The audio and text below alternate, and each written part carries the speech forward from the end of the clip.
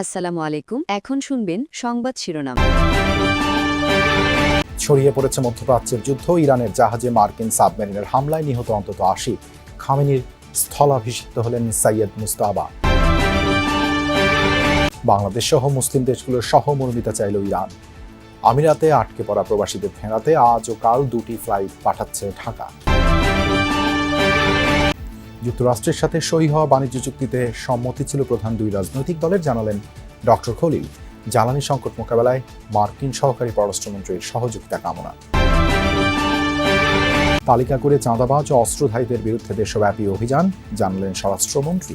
পরীক্ষামূলকভাবে বিভিন্ন সড়কে বন্ধ হবে অটোরিকশা।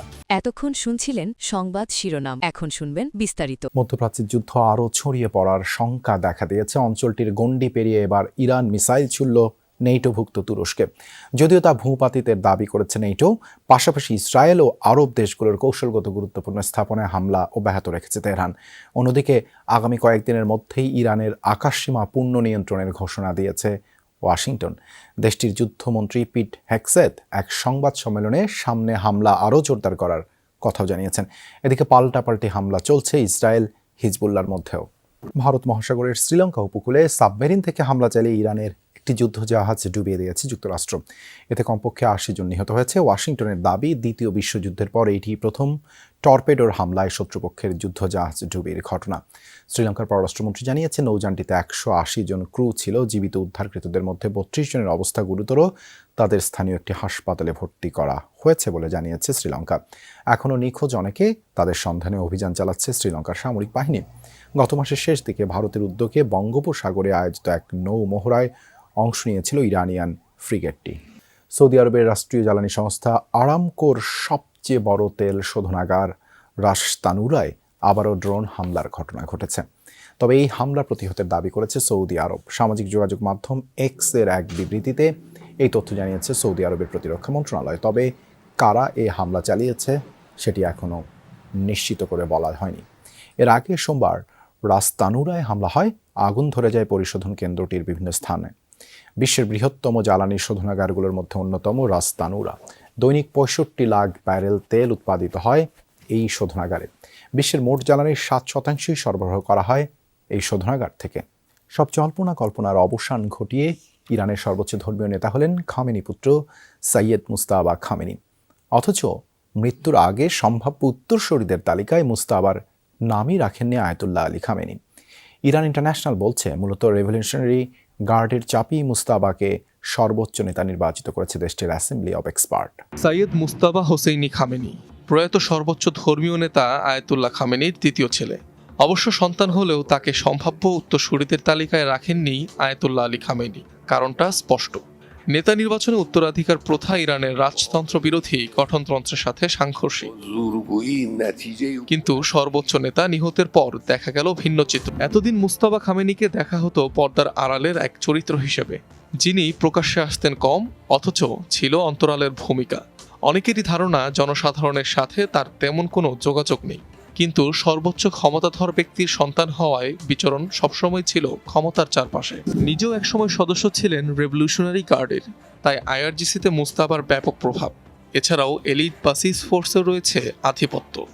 ইরান ইরাক যুদ্ধে অংশগ্রহণের অভিজ্ঞতা রয়েছে তার। ইরানে ধর্মীয় শিক্ষার সর্বোচ্চ স্তর আয়াতুল্লাহ উপাধিপ্রাপ্ত মুজতবাকে বেশ সম্পদশালী মনে করা হয়ে থাকে।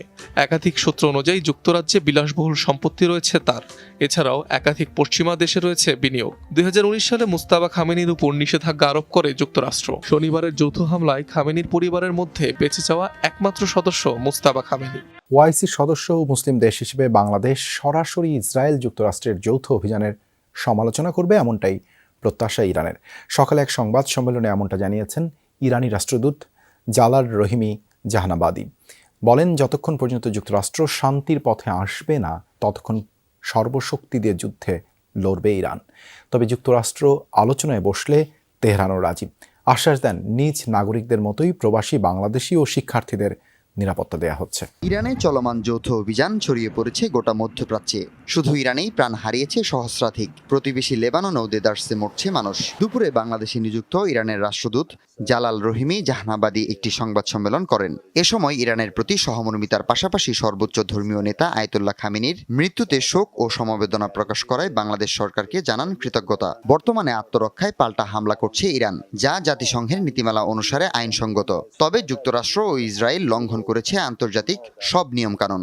আগামী বৃহস্পতিবার ও শুক্রবার দুদিন সকাল 10টা থেকে 12টা এবং দুপুর 2টা থেকে বিকেল 4টা পর্যন্ত ইরানের শহীদদের প্রতি শোক প্রকাশের জন্য রাষ্ট্রদূতের দপ্তরে উন্মুক্ত করা হবে শোক বই। সংযুক্ত আরব আমিরাতে আটকা পড়া বাংলাদেশিদের ফিরিয়ে আনতে ঢাকা দুবাই ঢাকা রুটে দুটি বিশেষ ফ্লাইট পরিচালনার ঘোষণা দিয়েছে ইউএস বাংলা এয়ারলাইন্স। যুক্তরাষ্ট্র ও দুবাইয়ের অনুমতি সাপেক্ষে এই ফ্লাইটগুলো পরিচালিত হবে।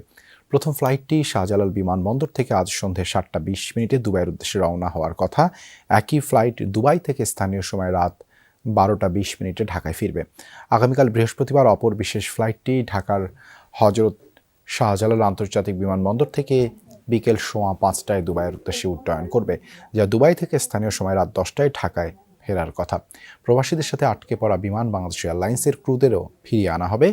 এর আগে গত শনিবার ইরান, ইরাক, কুয়েত, সংযুক্ত আরব আমিরাত, বাহরাইন, কাতার ও জর্ডান তাদের আকাশসীমা বন্ধ করে দেয়। যুদ্ধ শুরুর পর থেকে এখন পর্যন্ত হজরত শাহজালাল আন্তর্জাতিক বিমানবন্দর থেকে 173টি ফ্লাইট বাতিল হয়েছে। তেল সমৃদ্ধ মধ্যপ্রাচ্যে যুদ্ধ ছড়িয়ে পড়ায় জ্বালানি সংকট মোকাবেলায় মার্কিন যুক্তরাষ্ট্রের কাছে দীর্ঘমেয়াদী সহযোগিতা চেয়েছে বাংলাদেশ। সফররত মার্কিন সহকারী পররাষ্ট্রমন্ত্রী পল কাপুরের সাথে বৈঠক শেষে জ্বালানি মন্ত্রী জানান, মজুদ জ্বালানি মার্চ পর্যন্ত চলবে। অন্যদিকে বাণিজ্য মন্ত্রীর সাথে বৈঠকে পল কাপুর বিনিয়োগ বাধা দূর ও বাণিজ্য চুক্তি বাস্তবায়নের উপর জোর দিয়েছেন। যদিও বাণিজ্য চুক্তি নিয়ে আলোচনার বিষয়টি স্বীকার করেননি মন্ত্রী, শুধু বলেন চুক্তিতে কোনো সংযোজন ও বিয়োজন বা পরিবর্তনের প্রয়োজন হলে আলোচনার সুযোগ রয়েছে। মার্কিন যুক্তরাষ্ট্র ও বাংলাদেশের আমদানি রপ্তানি বাণিজ্যের পরিমাণ বছরে প্রায় $10 বিলিয়ন বেশি। এর মধ্যে যুক্তরাষ্ট্রে বাংলাদেশ রপ্তানি করে $7.5 বিলিয়ন পণ্য, আর $3.25 বিলিয়ন পণ্য যুক্তরাষ্ট্র নেয় বাংলাদেশ থেকে। দুই দেশের দ্বিপাক্ষিক বাণিজ্য বৃদ্ধি এবং অন্তর্বর্তী সরকারের শেষ সময়ে স্বাক্ষরিত বাণিজ্য চুক্তি বাস্তবায়ন নিয়ে সচিবালয়ে বাণিজ্যমন্ত্রীর সাথে বৈঠক করেন সফররত মার্কিন, দক্ষিণ ও মধ্য এশিয়া বিষয়ক সহকারী পররাষ্ট্রমন্ত্রী পল কাপুর। সারা দেশে চাঁদাবাজ ও অবৈধ অস্ত্রধারীদের তালিকা করে অভিযান শুরুর কথা জানিয়েছেন স্বরাষ্ট্রমন্ত্রী সালাউদ্দিন আহমেদ। সকালে ঢাকা মেট্রোপলিটন পুলিশের সদর দপ্তর পরিদর্শন করেন তিনি। বলেন, বিগত সরকারের মতো রাজনৈতিক কাজে ব্যবহৃত হবে না পুলিশ। নাগরিকদের নিরাপত্তা আর সেবা বৃদ্ধিতে দেন সংশ্লিষ্টদের তাগিদ। গেল প্রায় 15-16 বছরের নিয়মিত চিত্র ছিল এমন। বিরোধী মত দমনে ক্ষমতার সর্বোচ্চ অপব্যবহার ছিল পুলিশের। কোনো ঊর্ধ্বতন কর্মকর্তার ঔদ্ধত্য ছাড়াই সব সীমা, যেগুলোর বড় শিকার বর্তমান ক্ষমতাসীন দল বিএনপি। বিএনপির স্থায়ী কমিটির সদস্য সালাউদ্দিন আহমেদ, যিনি নিজেও আইনশৃঙ্খলা বাহিনীর ক্ষমতার অপব্যবহারের শিকার, তিনি এখন স্বরাষ্ট্রমন্ত্রী। সকালে প্রথমবারের মতো